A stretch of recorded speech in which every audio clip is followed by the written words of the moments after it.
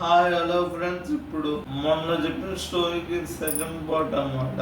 ఒక రాజ్ కుమార్ ఒక మంత్రి మంత్రి వెళ్తారు, ఇద్దరు ఫ్రెండ్స్ అడవిలోకి ఒక ఇద్దరు అమ్మాయిని చూసి అడుగుతారు, మాతో వచ్చేస్తారు, పెళ్లి చేసుకున్నాను. తర్వాత వీళ్ళేమి బాగా రాజ్ కుమార్ అట్లా కాదు, వీడి పేద కుటుంబం నుంచి వచ్చిన వాళ్ళే. తర్వాత ఏమవుతుందంటే ఇంకా అక్క చెల్లి నిర్ణయించుకొని చెల్లెలు అంటది, అమ్మ చెప్పకుండా చేయడం తప్పు అంటే, అమ్మ లేకుండా చెప్పకుండా ఏం తప్పు చేయట్లేదు మనం. అమ్మ కూడా ఇదే కోరుకుంటది, మనం సంతోషంగా ఉండాలని కోరుకుంటది. అట్లా ఏం లేదు, నువ్వు బయలుదేరు అని.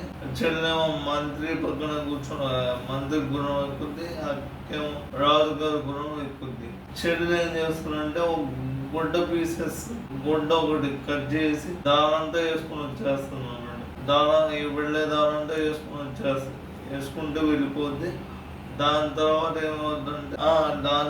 ఏమవుద్దంటే వేసుకుంటూ వెళ్ళిపోయిన తర్వాత మళ్ళీ వీళ్ళ అమ్మ ఇంటికి వచ్చిన తర్వాత ఇదంతా చూసి కంగారు పడుద్ది.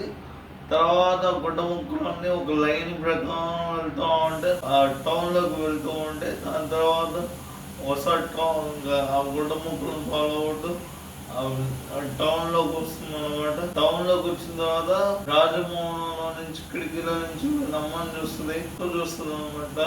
అమ్మని ఇప్పుడు అక్క ఏం చేస్తుంది, అక్క తప్పించుకుంటుందా లేదంటే నిజం చెప్పుద్దా, అమ్మని పంపించేస్తుందా?